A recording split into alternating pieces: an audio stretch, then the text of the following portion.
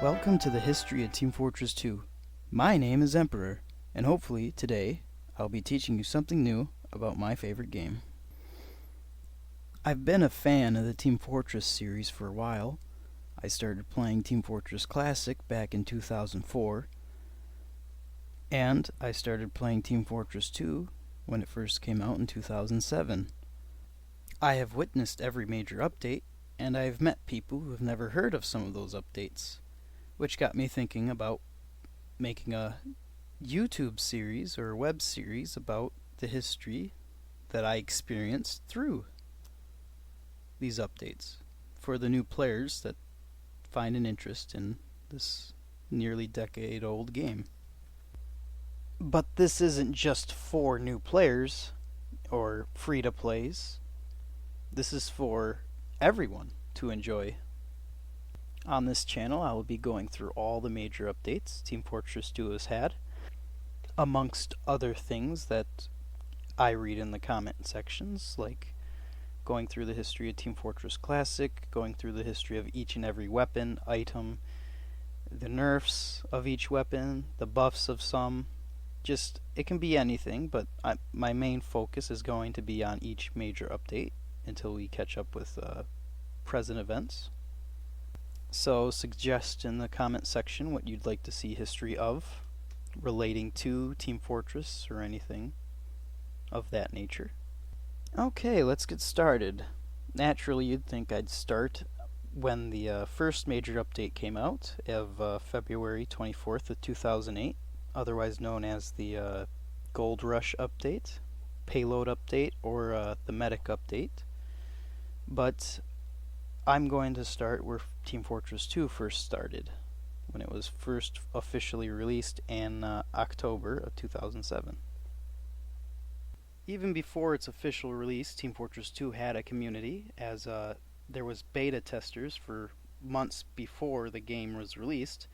This is where you get the Prival Warrior badge that was handed out during one of the updates. And but back to my main point, there was community maps on day of release that people were joining into, and they weren't official Valve servers. They were just some were Team Fortress Classic maps brought over to Team Fortress 2. Others were newer, fan-made.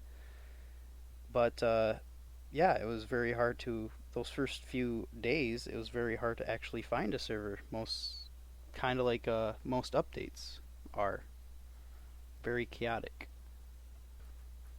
It was a very different community, as my first day I played on some of the Team Fortress Classic maps, and I played on 2 Fort, and the skill level was much greater than what you'd find on any Valve server now, as there was lots of spamming, sticky spamming most importantly, and as the game has been active for months before, there was actually skill on some of the servers, so, or maybe it was just because we were so new we didn't know what we were doing, but it was definitely a different experience than what you might experience now as a new player, as we had the stock weapons, and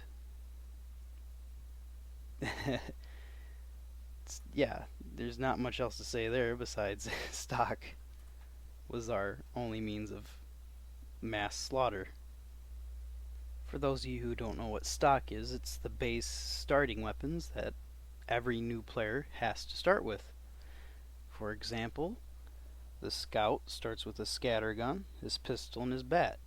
The soldier starts with his rocket launcher, his shotgun, and his shovel. Staying on the shotgun, it actually had a taunt change years ago. The shotgun's taunt is now the 21 gun salute that we now see in the current game, but it used to be the Screaming Eagle juggling taunt that we now see attached to the backpack items. Continuing with the stock weapons that are so obvious, the Pyro has a flamethrower, the shotgun the axe, the Demo Man has the grenade launcher, the sticky launcher, and the bottle. On the sticky bomb launcher, on day of release, it actually was nerfed a few months later because it is actually very overpowered on day of release. You don't believe me? Buy Team Fortress 2 for the Xbox or PS3, and those have never been updated for the newer versions of the games, as the sticky bomb launcher are actually still very overpowered in those games. Continuing, Heavy has the minigun, the shotgun, the fists. NG has the shotgun, the pistol, the wrench, and all his buildings. Medic has the syringe gun, the medi gun, and the bone saw. Sniper has the sniper rifle, his SMG, and the Kari, or however you pronounce that.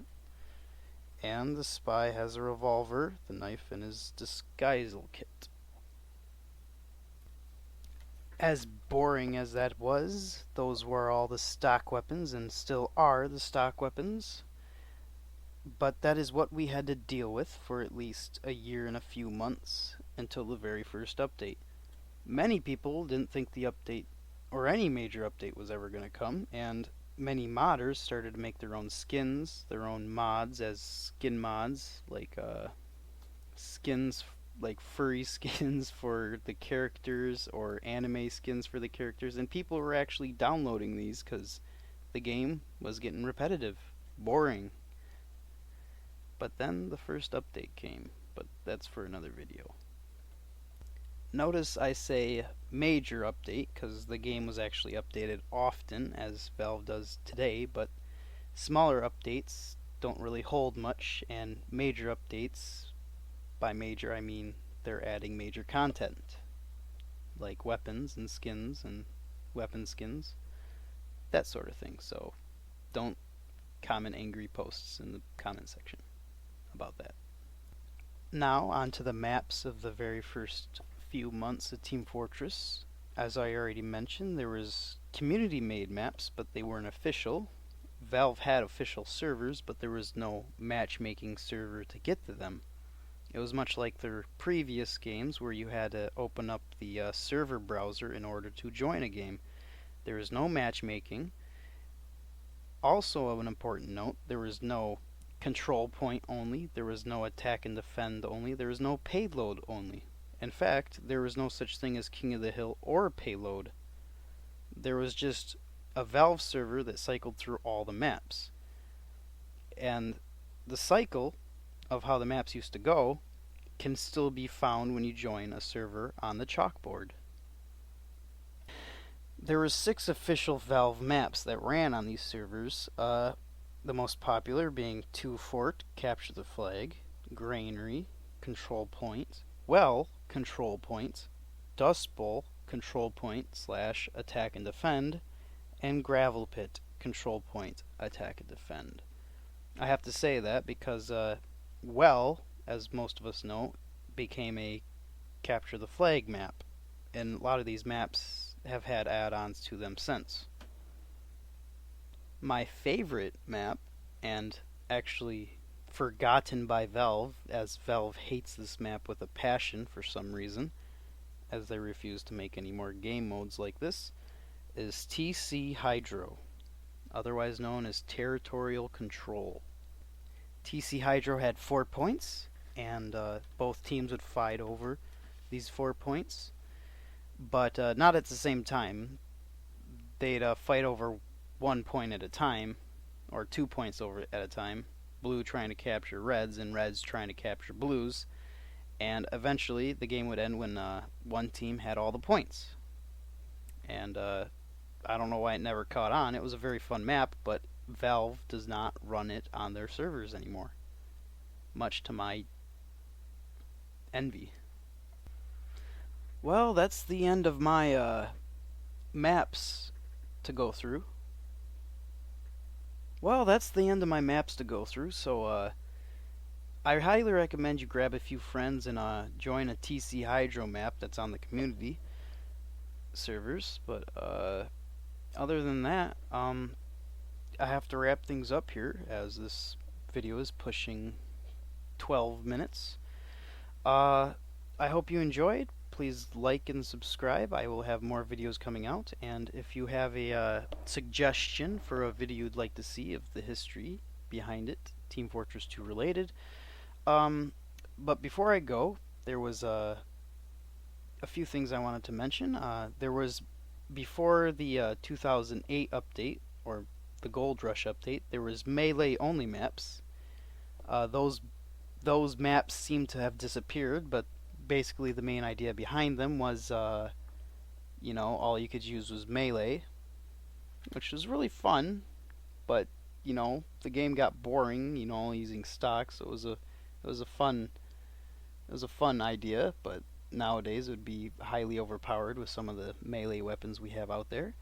And the other thing was, Valve used to keep track of a lot of stats from Team Fortress 2.